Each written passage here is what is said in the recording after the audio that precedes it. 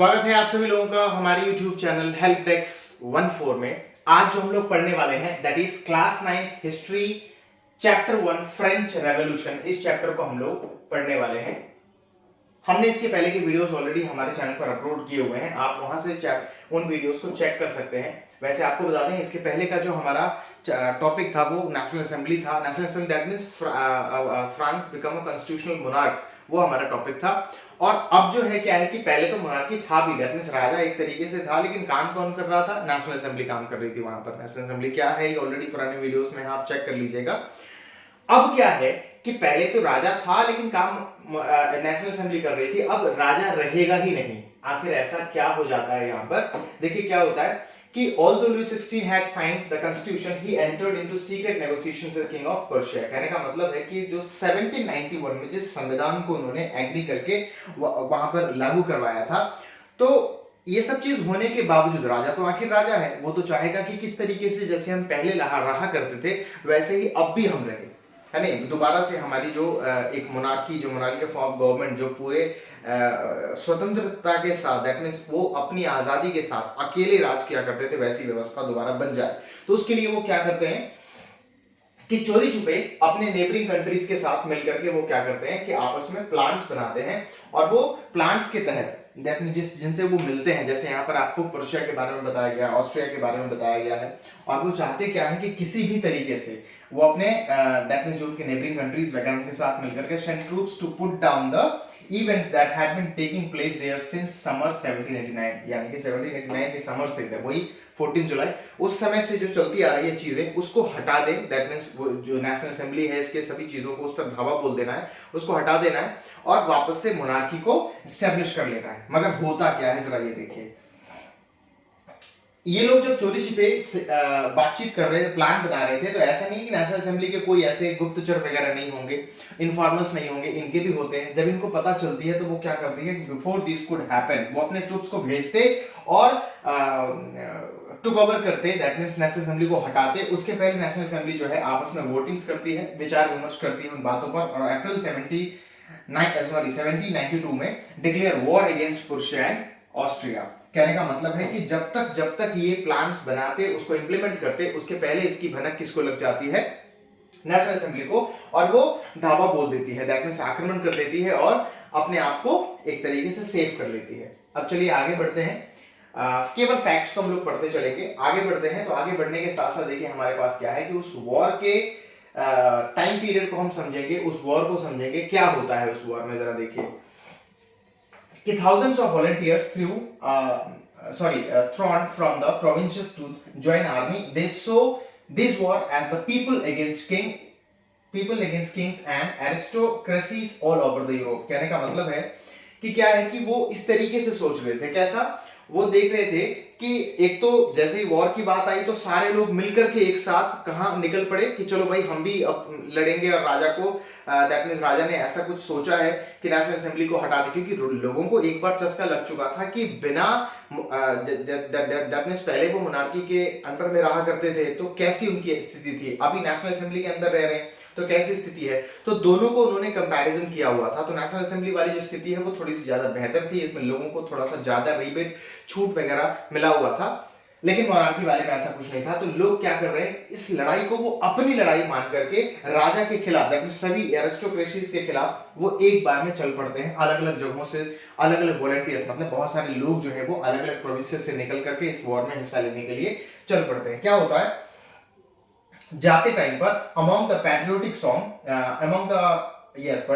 they sang was the Marseillaise composed by the poet Roger de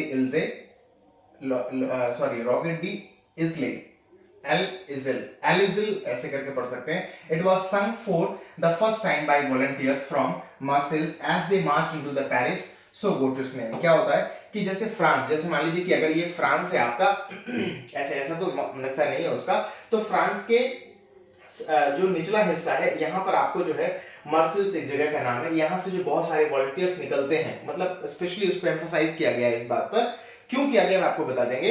तो कहने का मतलब यहां से जब वो निकलते हैं मार्सेल से लोग, तो वो क्या करते हैं अपने, क्योंकि उस पर्टिकुलर जगह से निकलते हैं तो अपने हिसाब से वो एक सॉन्ग को गाते हुए निकलते हैं, जोश अंदर लोगों के अंदर भरता है। आप जानते हैं कि जब कभी भी हमारे देश में भी नेशनल एंथम, नेशनल सॉन्ग्स वगैरह बजाए जाते हैं या लोग उसको गुनगुना रहे होते हैं, गा रहे होते हैं, तो लोगों के अंदर एक ऐसा जोश उमड़ पड़ता है जो राष्ट्र के हित में होता है, हित में कह लीजिए, राष्ट्र को समझने के हिसाब से, अपने आप को समर्पण के हिसाब से ऐसी कुछ भावना लोगों के अंदर आ जाती है। तो जब लोग निकल रहे थे सारे वॉलंटियर्स, तो क्या है वो मार्सेल्स गाना को गाते हुए निकल रहे थे, जो कंपोज किया गया था इन पॉइंट्स भाई साहब के द्वारा।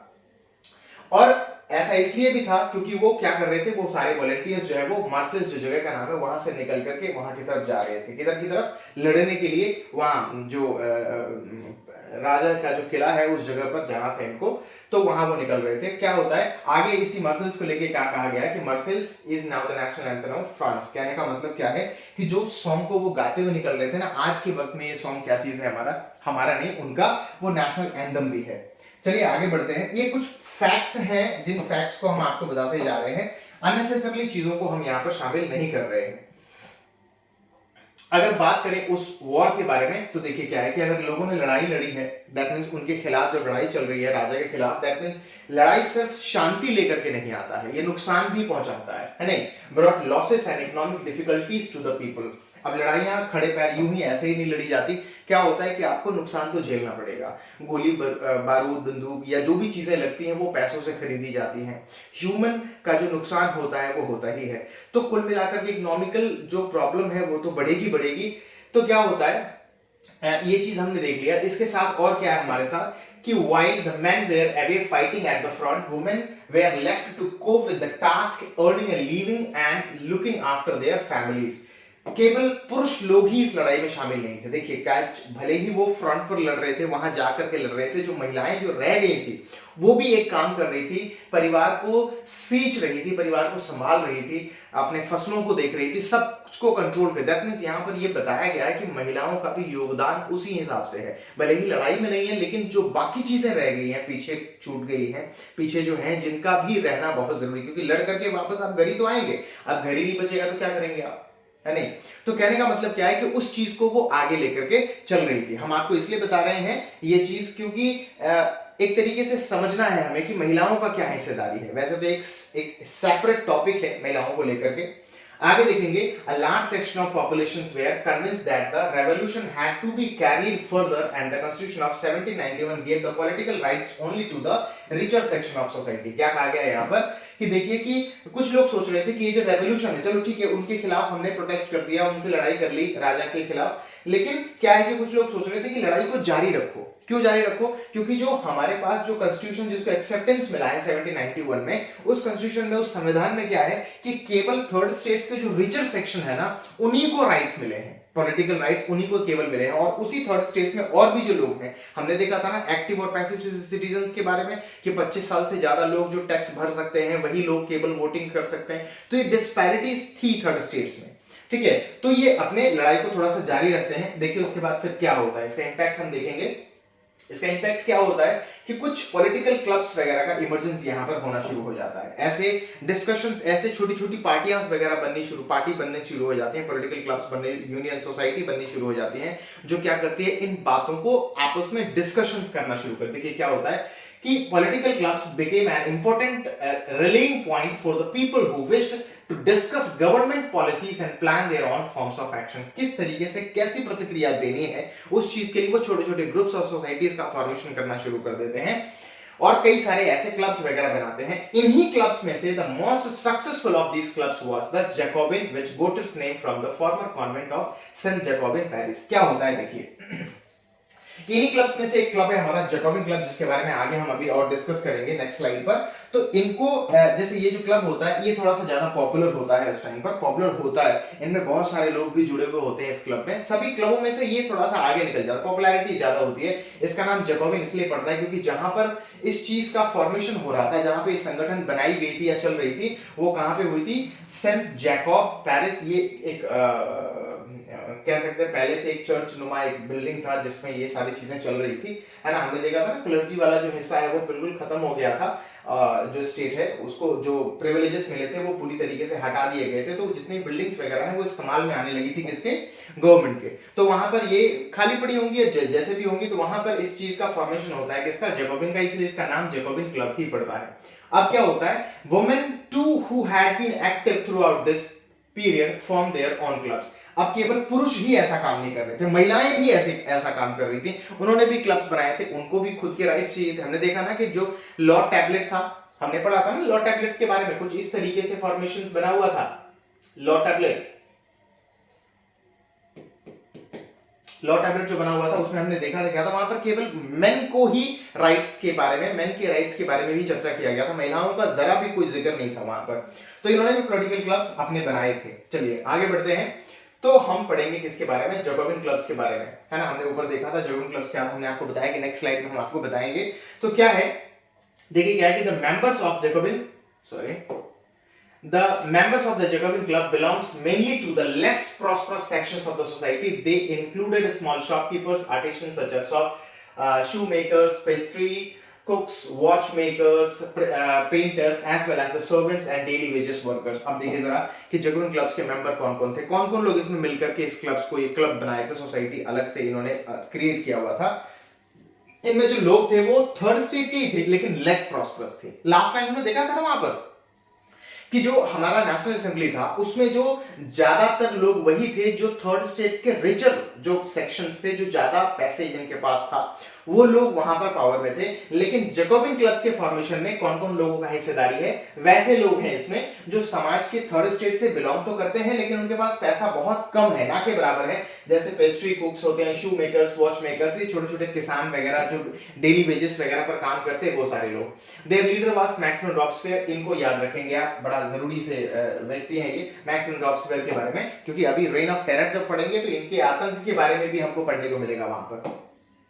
तो क्या होता है, large group among the Jacobin decided to start wearing long strip trousers similar to those who worn by the dock workers. करने का मतलब है कि अपने आप को कुछ तो अलग दिखाइए, कुछ अलग तो बताना है, ताकि लोग समझे कि हाँ एक नए फॉर्म ऑफ गवर्नमेंट आई है नहीं। वैसे सरकार बदलनी है तो लोगों को पता चल जाएगा, लेकिन इंपैक्ट ज्यादा पड़े इसके लिए इन्होंने कुछ बदलाव किए अपने आप में। इन्होंने क्या करना शुरू कर दिया कि एक लॉन्ग स्ट्रिप ट्राउजर्स, आपको बता दें कैसा होता था long strip trousers, next slide में है यहाँ पर, ये जो देख रहे हैं ना, ये लॉन्ग स्ट्रिप ट्राउजर्स, यानी कि ये कहां से कहां तक है, कमर से लेकर के, यहां से लेकर के बिल्कुल यहां तक, है नहीं। ऐसे पैंट्स को इन्होंने पहनना शुरू कर दिया, जिसको लॉन्ग स्ट्रिप ट्राउजर्स कहते हैं।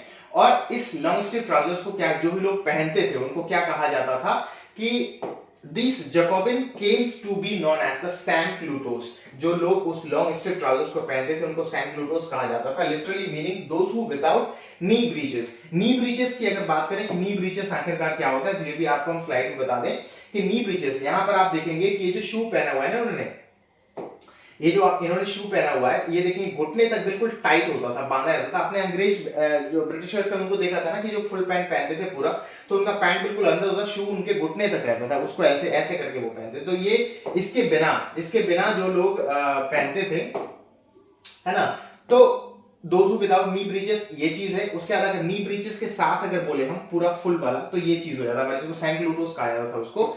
आगे जब हम देखते हैं तो देखिए क्या है हमारे पास, एक मिनट, यस, आगे क्या है कि sansculottes men wore in addition the red cap that symbolise liberty, women however were not allowed to do so. कहने का मतलब क्या है कि जो सैनक्लूटोस होते थे वो रेड कैप भी पहनते थे। रेड कैप हमने देखा था ना, सिंबलाइज किया था वहां पर, ऐसे वाला जो टोपी था ऐसे करके रेड कलर का पूरी तरीके से, तो वो एक तरीके से क्या आजादी को वहां पर क्या करता है, दिखाता है। हमने देखा था स्लेव्स जो अपने आप को फ्री कर लिया, उन लोगों ने क्या किया था, उस रेड कैप को पहनना शुरू कर दिया था। तो वो रेड कैप को भी पहनते थे, साथ में उनका लॉन्ग स्ट्रिप ट्राउजर्स होता था। महिलाओं को इस प्रकार के कोई भी ड्रेसेस पहनने की आजादी नहीं थी।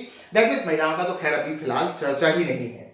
चलिए जब आगे बढ़ते हैं, तो आगे बढ़ने के साथ साथ देखिए हम यहाँ पर क्या देखेंगे, द इवेंट ऑफ समर 1792। इसी चीज को आगे हम बढ़ाते हैं। जैसे जैकोबिन क्लब्स के बारे में हमने पढ़ लिया, हमने देख लिया कि लड़ाई भी हो गई, है नहीं। अब क्या होगा आगे, जरा देखिए कि Jacobin clubs planned an insurrections of large number of Parisians who were angered by the short supplies and high prices of food, on the morning of August 10, they stormed the palace of Tuileries, massacred the king, guards, and held the king himself as hostage for several hours. देखिए जो चीज का डर था वही चीज यहाँ पर हुआ। क्या है कि हमने देखा था ना कि जब इस चैप्टर को हमने स्टार्ट किया था तो वहां पर प्राइसेस वगैरह बहुत ज्यादा बढ़ गए थे, ब्रेड वगैरह की बहुत ज्यादा किल्लत हो गई थी, नेसेसरी कमोडिटीज से उसके प्राइसेस बढ़े थे, तो लोगों में बहुत ज्यादा हड़कंप मचा हुआ था, शहरों में, गांव में, दैट मींस कंट्री साइड में बहुत हो हल्ला हो रहा था, बहुत परेशानी चल रही थी। और जिसके बाद वहां पर उन्होंने ट्रूप्स को भेजा था। हमने बताया था ना कि रूमर्स फैल गए कि उन्होंने जाके गोली मार दो इस तरीके से, लेकिन ऐसा कुछ नहीं था। उस स्थिति को भांपने के लिए उनको भेजा गया था। यहाँ पर भी कुछ ऐसा है कि क्या हो रहा है कि जो लोग परेशान थे पूरी तरीके से किन चीजों की वजह से कि चीजें बहुत कम पहुंच रही थी मार्केट में। जाहिर सी बात है कि क्रॉप्स फेलियर हमेशा से ये चीजें रही हैं रीजंस में। आप चाहे तो कई आंसर्स में इनको डाल सकते हैं कि क्रॉप्स फेलियर हो गया, प्राइसेस बढ़ गए एसेंशियल कमोडिटीज के, ये सारी चीजें वो आपके आंसर को एग्जैक्ट और एक्यूरेट बनाएगा। तो क्या है कि क्या करते हैं लोग 10 अगस्त को क्या होता है कि ये सारे लोग इनको जो मिलाया जाता है Jacobian clubs, that means Jacobin club जो है, जो मेंबर्स थे वो प्लान बनाते हैं, प्लान के साथ इन लोगों को जोड़ते हैं जो लोग पूरी तरीके से आघात हैं या परेशान हैं। 10 अगस्त को क्या होता है कि पैलेस ऑफ ट्यूलरीज, जहां पर कि हमारा वो जो राजा है लुई 16 वो रह रहा था, वहां पर आक्रमण करते हैं, हमला बोल देते हैं। हमला बोलने के साथ साथ राजा को क्या कई सारे वहां के जो गार्ड्स वगैरह उसको खत्म कर दिया, मार दिया, हरा दिया, जो भी है, और राजा को कई घंटों तक एक तरीके से कैद करके वो रख लेते हैं, मींस उनको बंदी बना लेते हैं। फिर क्या होता है, later the assembly was voted to imprison the royal family, मतलब उनको और उनके पूरे परिवार के साथ क्या किया जाता है कि फैसला लिया जाता है बाद में जैकोबिन क्लब्स के द्वारा कि इनको क्या कर देना है, दैट मींस कि जेल में डाल दीजिए, इनको इम्प्रिजन कर दीजिए। क्यों, वो हम आपको बताएंगे, आगे सेक्शंस में लिखे हैं। उसके बाद फिर क्या होता है, दोबारा से इलेक्शंस होती हैं। From now all men of 21 years and above regardless of wealth vote right to vote. कहने का मतलब है कि अब क्या होता है कि जिन लोगों के पास वोटिंग राइट्स नहीं मिले थे, कब, हमारे नेशनल असेंबली वाले टाइम पर हमने देखा 25 साल से ऊपर, और साथ में जो एक्टिव सिटीजन्स के मेंबर थे, जो वोटिंग्स कर सकते थे, दैट मींस जो अपने टैक्सेशंस को जमा करते थे, वही मेंबर्स भी होते थे और वही लोग सिर्फ वोटिंग किया कर सकते थे। लेकिन अब क्या है, इलेक्शंस के बाद जैकोबिन क्लब्स के समय में जब इलेक्शंस होता है, जब आने वाली होती है वो जैकोबिन क्लब्स, तो 21 साल से ऊपर के सारे लोगों को वोटिंग राइट्स मिलते हैं। लेकिन केवल आप ध्यान रखें क्या लिखा हुआ है यहाँ पर, ऑल मेन, वुमेन के बारे में चर्चा नहीं किया, अभी भी चर्चा नहीं किया वुमेन के बारे में। तो सभी जो लोग हैं 21 साल से ऊपर, चाहे वो टैक्स देते हो या ना देते हो, सभी को वोटिंग राइट्स मिलता है। ठीक है, आगे बढ़ेंगे। तो आगे बढ़ने के साथ देखिए हमारे पास क्या है कि इलेक्शंस होती हैं। इलेक्शंस होने के बाद फिर क्या होता है कि ऑल मैन इतना इनको वोटिंग्स मिलता है और एक नई फॉर्म ऑफ गवर्नमेंट बनती है जिसका नाम क्या हो जाता है, कन्वेंशन। क्लियर है। अब देखिए जरा क्या होता है कि on 21 September 1792 it abolishes the monarchy and declared France a republic. There is no hereditary monarchy. Louis XVI was sentenced to death by the court on the charge of treason. कहने का मतलब क्या है कि 21 सितंबर याद रखेंगे इस डेट को, एमसीक्यूज में पूछे जा सकते हैं कि 21 सितंबर 1792 को क्या होता है, मोनार्की पूरी तरीके से खत्म हो जाती है और हमारा फ्रांस पूरी तरीके से रिपब्लिक हो जाता है। ठीक है, उसके बाद क्या है कि लुई 16 के बारे में दिया कि उनको कोर्ट के द्वारा सजा दिया जाता है कि देशद्रोह के कारण आपको खत्म कर दिया जाए, मार दिया जाए उनको, और मार दिया भी जाता है। अच्छा देखिए देशद्रोह कैसे, उन्होंने सीक्रेट नेगोशिएशंस किए थे अपने राष्ट्र में रह करके भी, वो दूसरे पड़ोसी राष्ट्र से क्या कर रहे थे, मदद मांग रहे थे। वो जो प्रुशिया और ऑस्ट्रिया के बारे में बात किया, जो उनका ससुराल था। चलिए क्या होता है उसके बाद कि on 21 January 1793 he was executed publicly at the palace de la Concorde, at the palace नहीं है, at the place de la Concorde, मतलब लोगों के सामने पब्लिक, मतलब खुले ग्राउंड में उसको क्या किया जाता है, एग्जीक्यूट कर दिया जाता है। उसके पीछे पीछे अब उनकी पत्नी जो उनकी वाइफ है, अब वो क्यों बेचारी रहेगी, हस्बैंड चला के अकेले रहेंगे, क्या करोगी, उससे अच्छा मतलब इनको भी क्या कर दिया जाता है, एग्जीक्यूट कर दिया जाता है उसके बाद ही। आगे बढ़ते हैं, तो आगे बढ़ने के साथ देखिए हमारे पास नेक्स्ट सेशन आता है, नेक्स्ट जो टॉपिक आता है that is the rain of terror, जो किसके बारे में, मैक्सवेल, हमने कहा था ना मैक्सवेल रॉबस्पेयर के बारे में नाम याद रखिएगा। तो जो द रेन ऑफ टेरर है, इस चीज को हम लोग नेक्स्ट वीडियो में पढ़ेंगे। तब तक के लिए थैंक यू वेरी मच।